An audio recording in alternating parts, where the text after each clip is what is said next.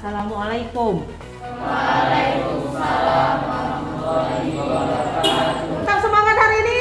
Semangat. Ketua kelas, ya, akan pimpin doanya dulu nak. Berdoa dimulai. Berdoa selesai. Ada yang temannya tidak hadir pada hari ini? Ada Bu, Siapa? 2 orang, Bima dan Arkan. Materi kita pada hari ini kita akan membahas mengenai sistem upah. Coba kalian berikan pendapat dari gambar yang slide 1 yang ini dan slide 2 ini bila dikaitkan dengan materi kita. Ya, silakan Ji. Jadi pada gambar pertama itu dapat dilihat bahwasanya pekerja tersebut bekerja pada lapangan. Lalu gambar yang kedua merupakan pekerja pada pabrik dan gambar ketiga merupakan pekerja pada kantor. Di mana pekerja pada pabrik ataupun pekerja pada kantor itu biasanya digaji per bulan. Lalu pada gambar ketiga tadi terdapat pembagian gaji, di mana pembagian gaji di sini merupakan salah satu aplikasi pada pembagian sistem upah yang ada di Indonesia. Lalu adanya demo dalam kaitannya dengan sistem upah di Indonesia. Ya, terima kasih Aji. Bekerja di lapangan, bekerja di pabrik ataupun di perkantoran, semuanya hanya satu mengharapkan tujuannya, yaitu mendapatkan upah. Sistem upah itu harus tetap berdasarkan peraturan pemerintah.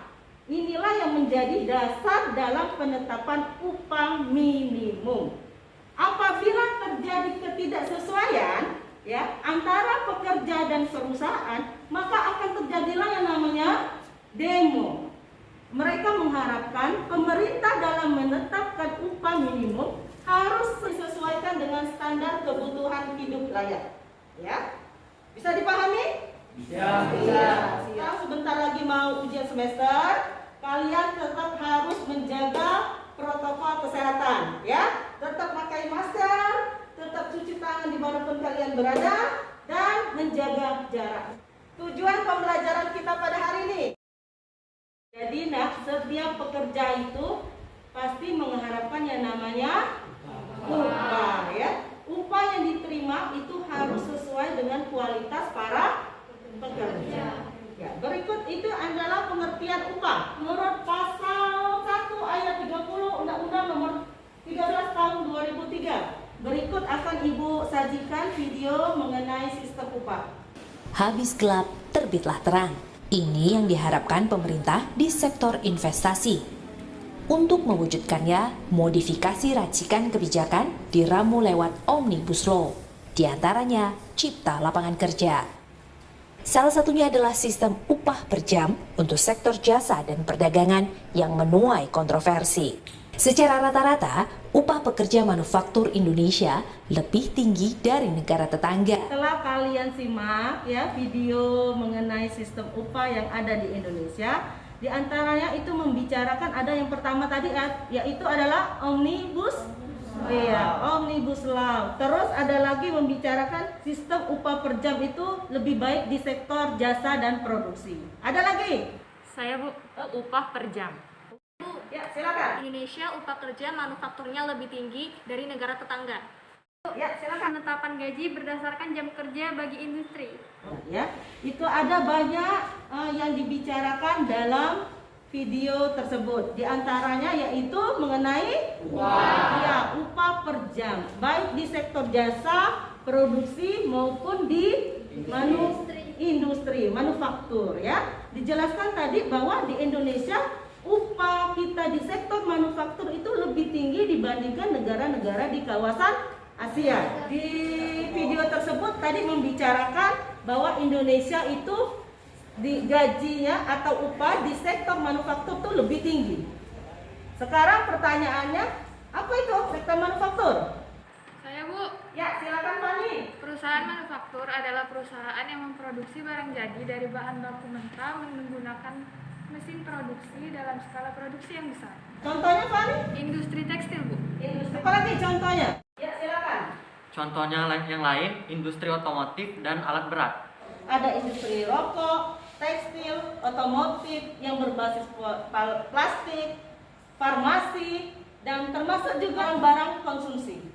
Sebagai tambahan pengetahuan kalian, Ibu menampilkan tabel mengenai UMP, upah minimum provinsi di tahun 2020 dan 2021 Di Indonesia ada 34 provinsi dari Aceh sampai dengan Papua Barat.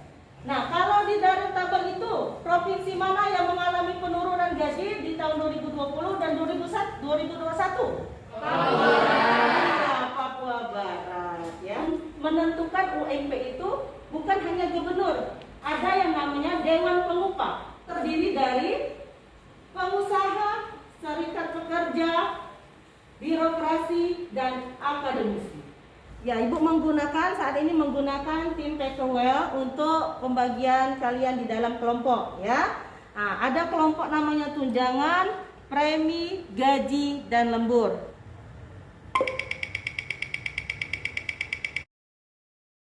Silakan kalian membentuk kelompoknya, nah. Ya.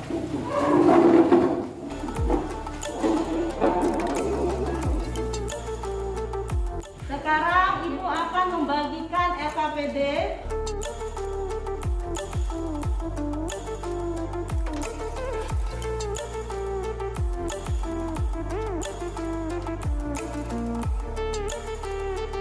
Silakan kalian diskusikan.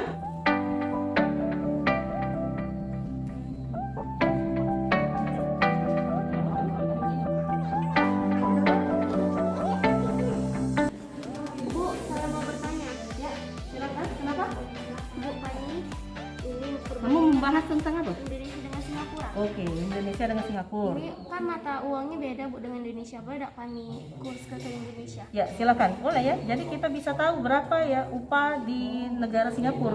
Ya kalau dikurskan ke Indonesia. Silakan kalian cari tahu ya. Ya Bu. Ya, gimana?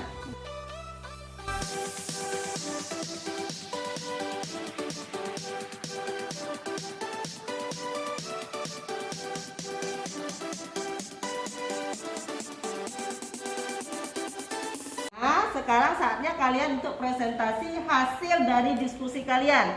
Kita menggunakan Peckerwell untuk menentukan siapa yang presentasi terlebih dahulu. Kelompok tunjangan.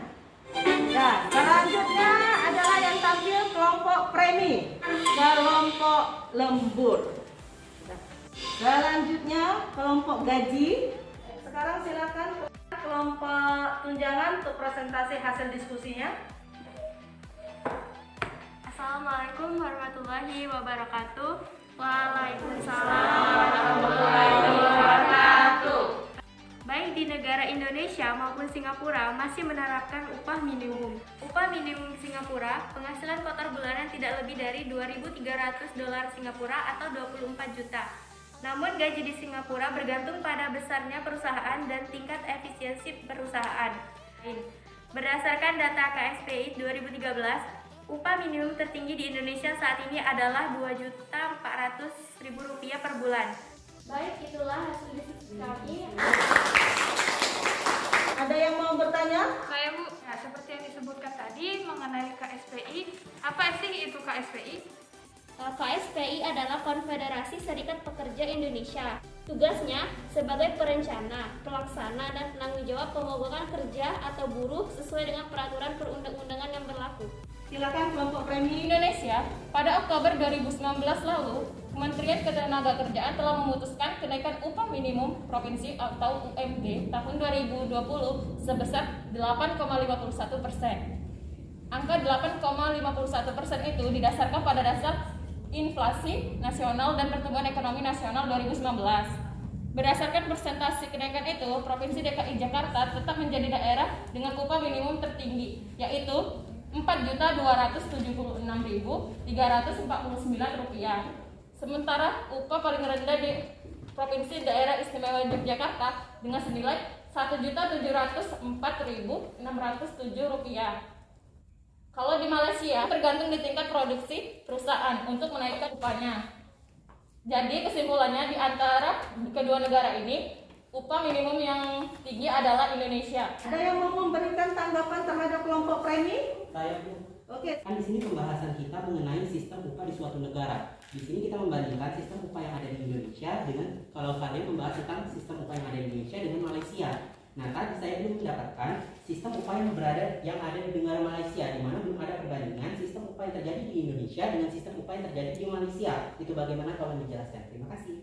Jadi di Malaysia itu tergantung di tingkat produksi perusahaan untuk mendapatkan gaji. Jadi semakin besar tingkat produktivitas yang terjadi, maka semakin besar pula gajinya. Mungkin itu saja. Bagaimana kelompok gaji?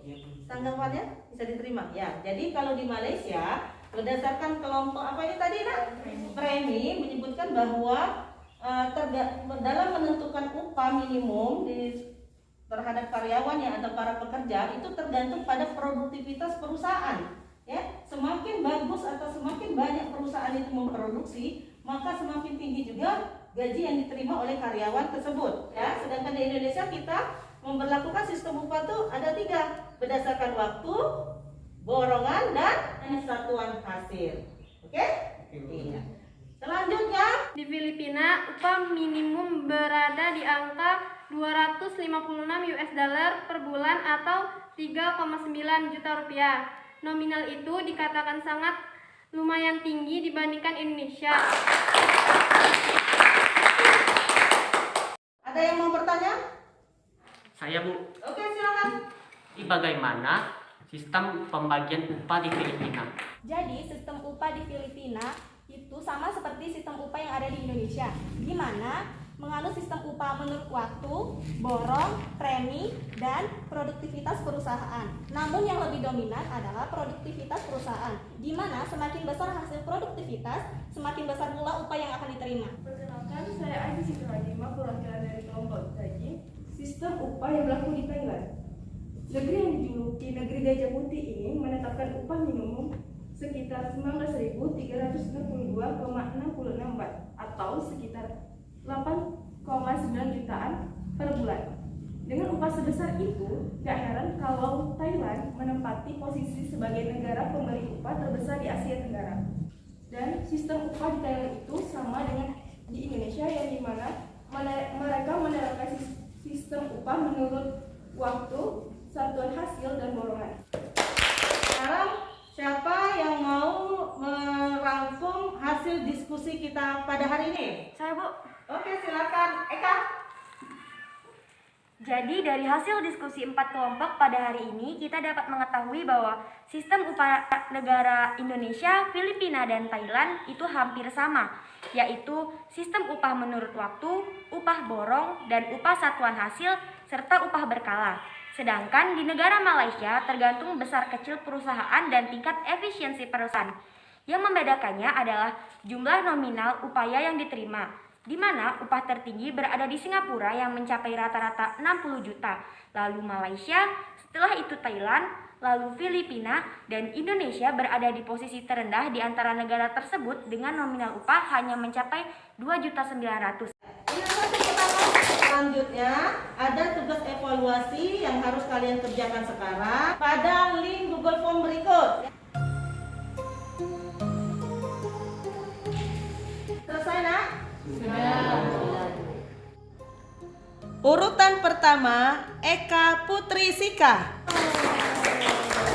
Eka tercepat dan menjawab soalnya paling banyak benar, maka ibu akan kasih gift kepada Eka. Silakan Eka. Ya. Ya, terima kasih Eka. Ulang materi pembelajaran kita pada hari ini, kita lihat ya faktor yang mempengaruhi upah itu. Syarat dalam sistem pengupahan. Sistem upah yang ada di Indonesia kita mengenal ada 3. Itulah kesimpulan pembelajaran kita pada hari ini. Untuk materi kita selanjutnya, kalian baca mengenai pengangguran. Dan tugasnya untuk per kelompok membuat poster mengenai pengangguran yang dihubungkan dengan COVID-19. Ya, ketua kelas silakan untuk pelajaran kita pada hari ini. Doa dimulai, doa selesai. Ya, terima kasih. Sampai jumpa lagi pada pertemuan selanjutnya. Assalamualaikum warahmatullahi wabarakatuh. Waalaikumsalam warahmatullahi wabarakatuh.